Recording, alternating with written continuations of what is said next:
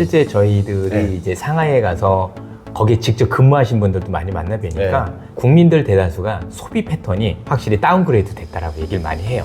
중국이 앞으로 좋아질 거냐 안 좋아질 거냐는 두 가지만 보면 된다. 첫 번째, 부동산과 관련된 정책으로 정조준 되는지, 두 번째, 그래도 시장의 우려를 불식시킬 수 있을 만큼 강한 부양책을 쓰고 있는지.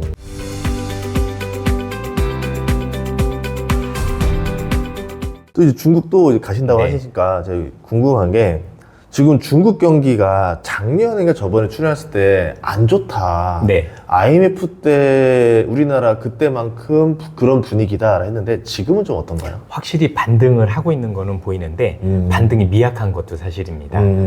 실제 저희들이 이제 상하이에 가서 거기에 직접 근무하신 분들도 많이 만나 뵈니까 실제 임금이 많이 줄었더라고요. 전체적으로 줄고, 또 재밌는 건 국민들 대다수가 소비 패턴이 확실히 다운그레이드 됐다라고 얘기를 많이 해요. 그러니까 예전보다 돈을 덜 쓰기도 하지만 써도 이전에 예를 들면 내가 10,000원짜리를 먹었으면 요즘은 7,000~8,000원짜리로, 그러니까 패턴이 바뀐 것 같아요. 우리가 보통 예전에 중국인들 하면 그냥 과시해서 돈 잘 쓰잖아요. 이런 거였는데 그게 아니라 이제 현실적인 사람들로 변해가고 있는 과정들이 있다고 생각을 해요.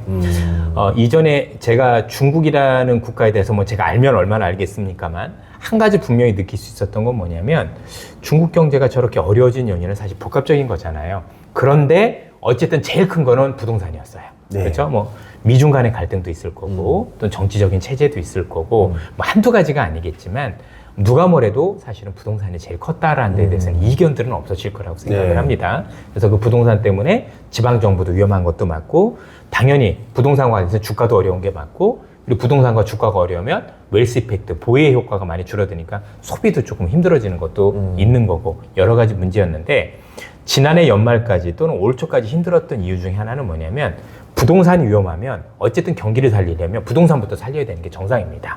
그렇죠. 그런데 제가 보기엔 중국이 그걸 안 했었어요. 나름대로. 그러니까 정책은 쓰는데 헛발길질이라고 하죠. 그죠? 부동산이 문제가 있는데 다른 쪽에만 하다 보니 사실은 더 문제가 됐었고, 그 과정 속에서 아마 기억하시겠지만 올 초까지만 해도 중국의 지수가 거의 뭐 대폭락을 할 정도로 굉장히 어려웠었고, 그리고 부동산도 뭐 말할 필요가 없었던 것 같고, 그래서 우리 뭐 비구이한 얘기도 나오고 뭐 많은 얘기들이 나왔었어요. 그리고 워낙 안 좋아지다 보니 아마 제일 위에서도 상하이에 있는 증권거래소도 제가 알기로는 처음으로 방문하는 걸로 알고 있거든요. 그러면서 물어봤겠죠. 무슨 일이야? 우리가 정책을 이렇게 쓰는데도 왜 말을 안 들어? 그때부터는 제대로 된 얘기를 할 수 있는 거잖아요. 그래서 저는 이렇게 말씀드려요. 중국이 앞으로 좋아질 거냐 안 좋아질 거냐는 두 가지만 보면 된다. 첫 번째는 부동산이 제일 문제이기 때문에 모든 정책이 부동산에 올인되는지 일단 봐라. 부동산이 문제면 부동산을 살리는데 정책이 정조준되는지가 첫 번째다. 두 번째는 너무 어렵기 때문에 사실은 부양의 강도가 커야 되는 게 중요하다고 말씀드려요. 그래서 두 가지. 첫 번째, 부동산과 관련된 정책으로 정조준되는지, 두 번째, 그래도 시장의 우려를 불식시킬 수 있을 만큼 강한 부양책을 쓰고 있는지, 이 두 가지가 중요하다고 생각을 하는데, 첫 번째는 중국이 어쨌든 위험해지면서 어디가 문제인지 알기 시작한 게 확실히 보여요. 그래서 지난번에 LPR이라고 불리는, 그렇죠? 대출 우대금리, 론 프라임 레이시라고 부르는데, 요걸 내릴 때도 5년물만 일부러 내린 게 5년물이 주택담보대출이거든요. 그래서 그걸 내린 거 보고 느꼈어요. 얘들이 뭔가 이제 알기 시작을 했네. 그래서 나름대로 내가 부동산에 정조준하고 있다는 걸 사실 보여준 거죠. 그리고 최근에는 부동산과 관련된 여러 가지 완화 조치들이 굉장히 커지기 시작을 했어요. 예를 들어서 부동산 새 집을 사는 사람들한테는 일단 금리도 되게 좀 우대해주는 정책도 많이 썼고, 또 중국은 집을 살 때 내가 한 채를 사느냐, 두 번째 집이냐, 세 번째 집이냐 해서 이게 금리가 금리도 다르지만 이게 그 증거금도 달라요. 예를 들어서 뭐 첫 번째 집을 살 때는 뭐 15%, 그러면 내 돈 15%에 85% 돈을 빌릴 수 있다는 얘기잖아요. 근데 두 번째 집을 살 때는 이게 10%씩 올라가는 이런 형식이에요. 근데 그 두 번째 집이 두 채가 아니라요. 첫 번째 집을 팔고 두 번째 가도 두 번째 집을 봤어요. 인생의 두 번째 집. 그렇죠. 그러니까 내가 이제 예를 들어서 뭐 압구정동에서 집을 팔고 서초동으로 갔어. 그럼 나는 여전히 한 채인데 이것도 두 번째 집으로 보는 거예요. 근데 이런 것들을 폐지해버렸어요. 이런 걸 폐지를 하고 나름대로 이것도 나름대로 혜택을 받을 수 있게끔. 그다음에 두 채나 세 채 할 수 있는 것도 지역마다 풀기 시작을 했고 그것만 가지고 부족했는데 최근에는 미분양을 정부가 직접 산다는 정책까지 했죠. 네, 봤어요. 이건 네. 메가톤급 정책이에요. 글로벌 역사상 미분양이 많은데 정부가 산 역사가 있나요? 아직은 조금 그것과 관련해서 추가적인 정책이 나와야 됐지만 저는 작지 않다라고 생각을 해요. 그리고 제가 본 건 뭐냐면 갈수록 정책이 커지네였어요. 그래. 처음엔 이렇게 하더니 이것 가지고 안 되는 거 아는지 갈수록 정책의 강도가 강해지는 거예요. 우리 감기 안 나으니까 약 자꾸 올리는 그렇죠. 거 거의 극약까지 가고 있는 예. 그런 모습이라서 그래서 두 가지만 보면 된다. 첫 번째, 여전히 중국 정부가 흔히 얘기해서 부동산에 정조준하고 계속 있다라면 일단은 신뢰할 만하다. 예. 두 번째는 그리고 갈수록 정책의 부양 강도가 굉장히 커진다라면 역시 신뢰할 만하다. 다만 어떤 국가든지 부동산이 망가진 국가가 이전처럼 되기 위해서는 상당한 시간이 걸린다는 데 저도 인정을 합니다.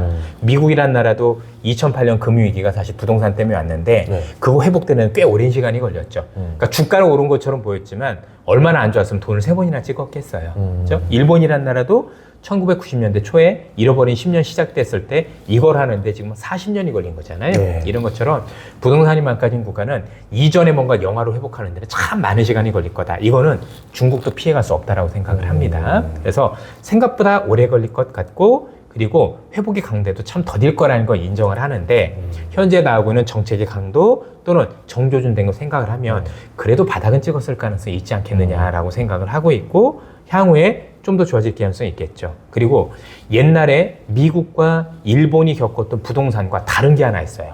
뭐냐면 일본하고 미국은 갈 때까지 가서 골마서 터진 거예요. 예. 그런데 중국은 본인들이 먼저 터뜨린 게 좀 달라요. 그렇지 않습니까? 그렇죠. 이 차별은 확실히 있어요. 예. 그래서 일본도 그랬고 미국도 그렇고 정말 갈 때까지 가서 별짓 다 하다가 완전히 빵 터진 거는 정말 죽음이지만 여기는 위기는 있었지만 알고 미리 터쳤거든요. 그러면 분명히 그 피해 정도는 미국과 일본에서는 덜하다라고 분명히 느껴야 돼요. 이것도 제가 볼 때 차별점이기 때문에 거기에 대한 고민도 우리가 해야 되겠다. 예. 그래서 이전처럼 분명히 부동산 때문에 이전 경제가 올라오는 거 시간은 걸리겠지만 예. 그 기간은 미국과 일본에 비해서는 많이 단축될 거다라고 생각을 합니다. 그러면은 건설주라든가 뭐 중국 건설주, 중국 은행주 투자가 수혜주가 아니라 다른 업종이 수혜주일 수도 있겠네요. 그럼요. 저는 중국과 관련해서 AI 관련 기업들하고 예. 그다음에 로봇 관련주에 대해서 시간이 흐를수록 조금 고민할 필요가 있다라고 생각을 하는데요. 첫 번째는 AI 관련한 기술이라든가 이런 것들은 미국이 확실히 앞서 있는 게 맞는데 중국이 유일하게 강점 있는 게 있어요. 데이터예요. 아. 지금 미국 같은 경우는요. AI를 학습을 할 때 좋은 AI가 되려면 정말 많은 데이터를 가지고 학습을 해야 되는데 이 데이터에 제한이 있어요. 특히 영상과 아니면 흔히 얘기하는 픽처, 그림과 관련된 데이터는 제한이 많아요. 왜냐면 이게 개인의 프라이버시가 있기 때문에 쉽지 않은데 중국은 그게 없어요. 네. 그래서 정부가 다 돌려오면 싹 돌릴 수 있잖아요. 아. 그래서 데이터 면에서 사실 미국보다 강점이 있다. 국가 통제하였으니 사실은 데이터를 더 많이 확보할 수 있다는 게 일단 중국의 장점인 거고 예. 두 번째는 제가 로봇 하는 분들한테 여쭤봤어요. 예. 로봇 공학자들 이런 분들한테 예. 물어봤더니 확실히 로봇도 미국은 비교 우위예요. 그런데 의외로 전 세계 로봇을 제일 잘하는 데가 미국하고 중국인데 중국은 뭐가 문제냐면 가격이 문제죠. 그렇죠? 확실히 미국이 우위예요. 근데 가격으로 보면은 조금 품질은 떨어지지만 가격이 너무 싼 거예요. 앞으로 분명히 이 AI가 되면서 이번에 젠슨 황도 예. 대만에 가서 요즘 들고 나온 게 자꾸 로봇을 들고 나오기 시작을 아, 맞아요. 했거든요. 하더라고요. 그래서 예. AI 때문에 뭔가 수혜를 볼 수는 어떤 커지는 산업들이 로봇일 건데 왜냐면 머리가 생기는 거니까 그러면 미국에 있는 로봇 회사들 또 중국에 있는 로봇 회사들 같이 있을 건데 저는 요거는 같은 결로 보셔도 되지 않을까라는 생각이 듭니다. 그래서 그런 어떤 유망한 기업들을 잘 찾으면 되지 예. 않을까. 이미 많은 분들이 아시겠지만 우리나라는 사실 제대로 된 로봇 기업들이 별로 없죠. 일단 완성하는 것들이 별로 대기업들도 로봇 제대로 하는 회사가 현대차 정도? 네. 거기 이제 자회사 하나 가지고 있으니까 정도고 나머지 기업들은 로봇을 안 하거나 거의 없거나 아니면 하더라도 제가 볼 때 헛발길질 그렇죠? 방향이 좀 제가 볼 때는 그쪽이 아닌데 네. 그래서 좀 고민이 많고 아마 많은 분들이 아시겠지만 우리 그 식당에 쓰는 그 로봇들도 서빙 대부분 로봇, 다 중국 중국 거잖아요. 거지 않습니까? 예. 그렇죠? 이미 많이 달라서 그런 것들은 미국 또는 중국에서 뭔가 아이디어를 찾을 수 있는 기업들이 많이 나올 거라고 생각을 합니다. 아, 그러면 좀 옛날 전통적인 좀 일반적인 산업들 예전에 보니까 뭐 중국 수혜주에서 귀주 못해주 뭐 이런 게 예. 올랐었잖아요. 이런 개념이 아니라 어쨌든 시대의 흐름에 지금 맞고 있는 AI와 로봇이라든가 좀 이런 데이터들 이런 걸 좀 봐야 된다. 그렇죠. 왜냐하면 예. 새로 크는 사업들이고 예. 싱싱하지 않습니까? 일단은 그런데 그런 기업들이 많이 몰린 데들이 그 상하이 증시가 아니라 거창판이라든가 이런 데겠죠. 예. CSI. 예. 예, 그럼 그런 ETF로 투자로 들어가는 그런 게 것들이 더 있겠네요. 낫겠죠. 예. 그래서 이제 그런 기업들이 많이 나오면 예. 근데 사실 중국은 아이디어 차원에서 이제 직접 투자는 사실 꼭 권하진 않는 게 기업들이 잘 나가다가 정부 때문에 이렇게 훅 가는 경우들이 많아서 그렇지 않습니까? 뭐 예를 들어서 이 기업이 실적이 안 좋아서 빠졌어 하면은 핑계가 되는데 네. 정부가 규제를 해서 이렇게 얘기하면 옛날에 알리바바처럼 그런 것 때문에 무서워서 웬만하면 저는 미국을 하라고 많이 말씀을 드리는데 어쨌든 글로벌에서 로봇을 제대로 크게 하는 기업들이 사실 뭐 일본도 좀 있고 그렇지만 중국도 만만치 않은 어떤 상황들이 됐다 보니 여긴 되게 한지가 오래됐어요. 네. 그럼 우리는 없는 거니까 예. 우린 해봐야 막 감속기 정도 예. 그런 기업들 정도밖에 없지만 어쨌든 완성품을 만들고 그걸 실제 거기다가 적용하는 건 중국이 우리보다는 조금 더 유리한 측면이 있을 때 시장이 크니까 네. 그래서 싸게 만들 수 있는 그런 로봇들을 한번 고민 한번 해보셨으면 좋겠다는 생각이 듭니다. 마지막으로 좀 여쭤보고 싶은 게 그러면 중국이 어쨌든 미국과 경쟁을 하기 위해서 언젠가 뭐 전쟁을 준비하기 위해서라고 하면은 경기를 좀 살려놔야 될 거 아니에요? 그럼요. 돈 있어야죠. 예, 그러니까 경제가 죽은 상태에서 싸울 수도 없는 거니까. 그럼 그렇게 하기 위해서는 중국 정부도 경기를 살리는데 이제 우리는 할 것이다라고 보시는 거네요. 그렇죠. 예. 사실 너무 좋은 말씀을 주셨는데 그래서 당장 미중 간에 특히 뭐 요즘 뭐 대만 친구 이런 얘기가 있지만 당장 하기 어려운 게 그런 거죠. 사실 지금 상황에서는 금전적으로도 그렇고 경제 상황이 녹록치 않다 보니 예. 사실은 물론 이제 뭐 내부에서 무슨 일이 있어 밖으로 돌린다 하지만 그러기엔 너무 리스크가 큰 거지 않습니까? 네. 그래서 전쟁도 준비가 되고 이렇게 해야 되는 것처럼 제가 볼 때는 현재는 전쟁 그 가능성보다는 뭔가 내실을 조금 더 기하해야 될 때라고 생각을 해요.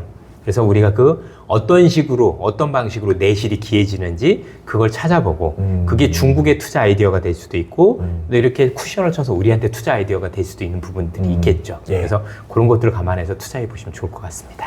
긴 시간 동안 또 이렇게 정말 질문 되게 많았었거든요. 근데 안 봤습니다. 다 또 이렇게 차근차근 또 잘 설명해 주셔서 여러분들이 되게 쉽게 잘 이해할 수 있는 시간이 됐다 저는 생각합니다. 오늘 출연해주셔서 감사합니다. 예, 감사합니다. 고맙습니다.